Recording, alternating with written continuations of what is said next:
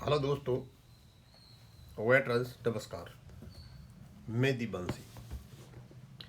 आज का जो मेरा वीडियो है रियलिटी में ये बड़ा ही सरप्राइजिंग वीडियो है। मैं खुद ही नहीं समझ पा रहा कि मैं इसको शुरू किधर से करूं।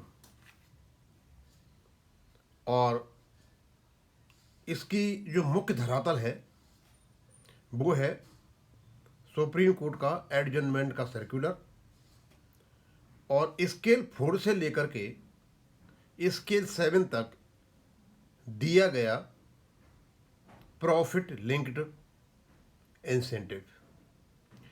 अब किसी मेरे कमेंट में किसी व्यक्ति ने प्रश्न उठाया कि साहब ये प्रॉफिट लिंक्ड है परफॉर्मेंस लिंक्ड है। ये भैया दोनों ही है। ये बताऊंगा आगे चल के।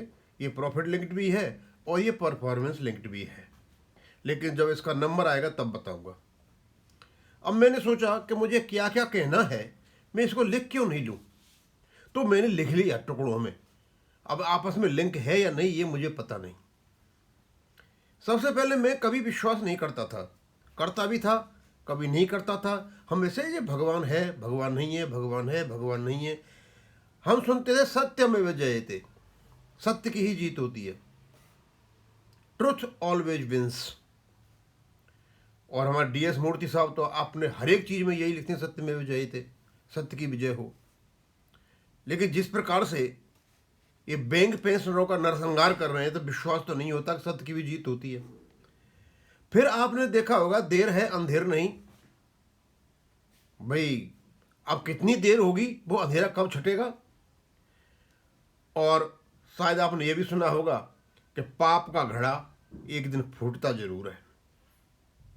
तो दोस्तों आपने देखा होगा कि वेंकटाचलम को लोग लुंगी वाला कहते थे। हालांकि मैंने अपने यहाँ उसको अवॉइड किया था। इसको डांसिंग जोकर भी कहते हैं। जब स्टेज पर खड़ा होकर के लंबे लंबे हाथ फेंक करके पैसा कहां से आएगा और डांस करता था, वो डांसिंग जोकर भी नाम रख दिया। आज लगता है कि रियलिटी में लोग सही कहते थे। स्केल 4 से लेकर के स्केल 7 तक के जो अधिकारी हैं उनको 365 दिन का प्रॉफिट लिंक्ड इंसेंटिव मिलेगा। भाई ये पैसा कहां से आएगा। अब ये तो डांसिंग जोकर से ही पूछो। अब आप बोलोगे यार आप बार बार, अब पहले मैं क्लियर ही कर दूं प्रॉफिट लिंक्ड इंसेंटिव क्या होता है और परफॉर्मेंस लिंक्ड क्या होता है। इसके एम्प्लॉय से लेकर के स्केल 3 तक जो 90% से ऊपर जो अधिकारी और कर्मचारी ब्रांचेज में बैठे हुए हैं, वो जो प्रॉफिट कमाते हैं, जो मेहनत करते हैं, सुबह शाम तक कस्टमर की सेवा करते हैं, ये होती है परफॉर्मेंस। और मेहनत करने के बाद प्रॉफिट कमा लेते हैं, उसका हिसाब किताब जब होता है तो वो जब कंट्रोल ऑफिस में होता है, ये परफॉर्मेंस बदल जाता है प्रॉफिट में। यानी इनको 15 दिन का जो मिला ये तो है परफॉर्मेंस लिंक्ड इंसेंटिव जो मिलना चाहिए, क्योंकि वो मेहनत करते हैं। और इनकी मेहनत के बदौलत जो प्रॉफिट आकर के इकट्ठा हो जाता है, उसमें से जो ऑर्गेनाइज लूट हुई उसको हम कहते हैं प्रॉफिट लिंक्ड इंसेंटिव। तो ये दोनों ही है, एम्प्लॉय से लेकर के स्केल 3 ऑफिसर तक तो ये परफॉर्मेंस लिंक्ड है और ऊपर ये प्रॉफिट लिंक्ड है। अब इस प्रॉफिट को दिखाने के लिए ये नीचे वाले तो खेल खेलेंगे नहीं, ऊपर वाले खेल खेलेंगे। एनपीए कम दिखाएंगे और कुछ करेंगे, डेप्रिसिएशन कम करेंगे, प्रोविजन कम करेंगे, कुछ न कुछ दिखा करके दिखाएंगे हमारा इतना प्रॉफिट है। अब दो फायदे होंगे, एक तो इनको फायदा होगा, गवर्नमेंट को फायदा होगा, गवर्नमेंट की पॉलिसी का सहारा मिलेगा। तो आप समझ गए होंगे कि प्रॉफिट लिंक्ड क्या होता है और परफॉर्मेंस लिंक्ड क्या होता है। दोनों ही होते हैं, ये इसके दोनों ही अर्थ होते हैं। परफॉर्मेंस लिंक्ड भी होता है और प्रॉफिट लिंक्ड भी होता है, क्योंकि जो कंट्रोलिंग ऑफिस में बैठे अधिकारी हैं जिनको एक फायदा मिल रहा है, उनका परफॉर्मेंस से कुछ लेना देना नहीं है। दे आर कंसर्न ओनली लूटो जो आपका प्रॉफिट जो परफॉर्मेंस करने वालों ने बनाया है। आगे वेंकटाचलम जी ने इसका एक लेटर निकाला यूएफबीयू के 9 के 9 संगठनों के सिग्नेचर के साथ, और हमने देखा एक प्रदर्शन भी हो रहा है, और उस प्रदर्शन में कमाल की चीज निकली। पहली बार देखा मैंने, फ्रंट लाइन में सारी की सारी लेडीज खड़ी हुई थी, लेडीज फर्स्ट। मैंने तो सुना संसद में और राज्यसभा में लेडीज को 33.5% आरक्षण दे रखा है, लेकिन यहाँ तो 100% फ्रंट लाइन में लेडीज का होता।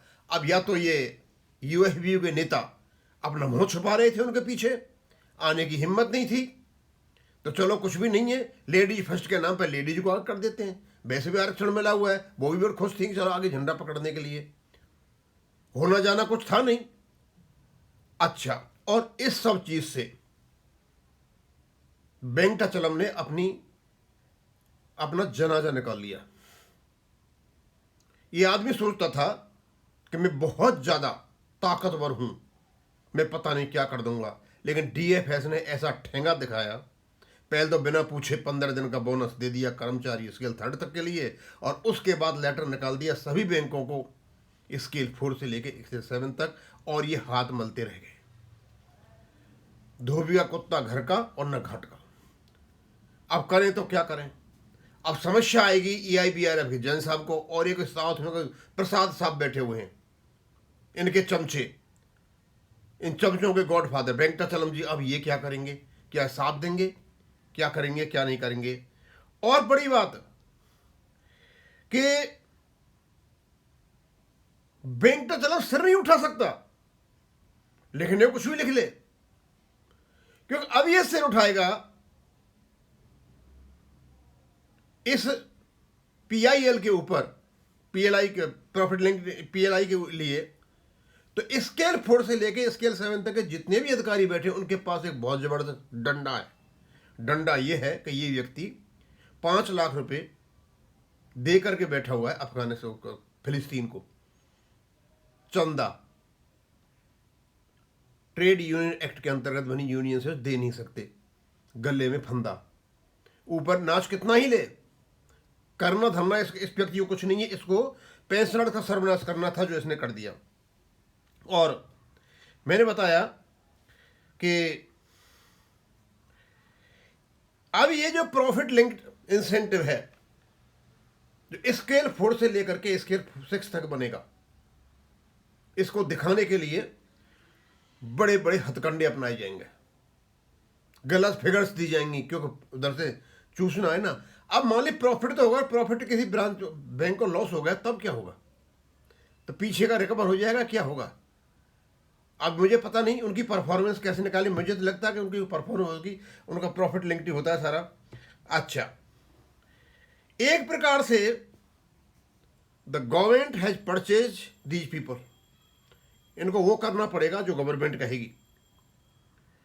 और नई बात हुई, मेरे पास फोन आया किसी का, और दीवान सिंह जी, हमने किसी वकील को फोन किया सुप्रीम कोर्ट में। मैं अच्छा, हमने उनसे पूछा, भाई ये अभी जो एडजमेंट का सर्कुलर निकला है, इससे भाई हमारे बैंक पेंशन पे क्या असर पड़ेगा? बोले नहीं नहीं, ये तो पुराना सर्कुलर है, कोई नया नहीं है। बड़ी लापरवाही उदासीनता के साथ उन्होंने कहा। लेकिन अभी जो सर्कुलर निकला है, उसमें ये है कि यदि आपको, पहली बात तो रेगुलर मैटर में आप ले नहीं सकते हो, जैसे हमारे बैंक पेंशन के केस में लिया हुआ है, यदि पहला होता तो। और ये दूसरे मैटर में लेना तो एक दिन पहले आपको एप्लीकेशन देनी पड़ेगी अपोजिट पार्टी को, वो उसको ऑब्जेक्शन भी कर सकता है, और ये रजिस्ट्री में जाकर देना पड़ेगा। दूसरे दिन आप जाकर के एडजमेंट मांगोगे कि हाँ, तो सेम डे मांगा गया है गुलाटी साहब ने हमारे केस में। मतलब वो भी इतने हताश हैं, अपनी हताशा को कह नहीं पा रहे हैं। अब क्योंकि एडजमेंट का जो ये सर्कुलर है, वो इतना बड़ा हथियार है, ये AK-47 से भी ज्यादा जबरदस्त है। अब तरीका तो ढूंढे जा रहे होंगे इसको कैसे करने के लिए, लेकिन लोगों की अभी ये ख्वाहिश है कि इस हथियार को, एडजमेंट वाले को, केवल सुप्रीम कोर्ट में नहीं, हाई कोर्ट में लाया जाए, डिस्ट्रिक्ट कोर्ट में लाया जाए, रेवेन्यू कोर्ट में लाया जाए, और जितने भी कोर्ट हैं जब चलते हैं उन सब में लाया जाए जहां ये वकील खेल खेलते हैं। तो दोस्तों, ये जो कुछ भी हुआ इन दोनों क्षेत्रों में, इसकी एक समरी देना चाहता था मैं, और समरी कुल मिलाकर के ये है कि इस समय यूएफबीयू के 9 घटक दल जो दूसरों के साथ खेल खेल रहे थे, इनके साथ खेला हो गया। ये कहीं के भी नहीं रहे, और ये मुंह दिखाने लायक नहीं रहे, मुंह छिपाने लायक, ये मुंह भी नहीं छिपा सकते। वो कहते हैं ना, घर का धोबी, घर का कुत्ता, घर का धोबी, क्या नाम, घर का न घाट का, समझे? तो ये जो घर के रहे ना घाट के रहे, धोबी का कुत्ता जो होता है ना, घर का न घाट का, ये होता है धोबी का कुत्ता, घर का न घाट का। तो ये धोबी कुत्ता जैसे इनकी हालत बन गई है। ये ना तो पेंशनर्स की तरफ बैठ सकते हैं, और ना ये उधर जो सर्विंग वाले उनकी तरफ जा सकते हैं। ये बीच में ऐसे फंसे हैं। इनकी नानी याद दिला दी डीएफएस ने, और असली औकात दिखाई इनको कि तुम्हारी इतनी सी औकात है। तुम जो लम्बी लम्बी लोगों को दुख देते हो, तो कहते हैं ना, पाप का घड़ा कभी तो फूट गया है, और सत्य में वे जयते, देर है अंधेर नहीं। वेंकटाचलम जी, अभी तो देखते जाइए होता क्या क्या है। ऊपर वाले की लाठी से कोई नहीं बच पाया। उसमें कोई जब मारती है आवाज़ नहीं होती है, वो मार ही देती है।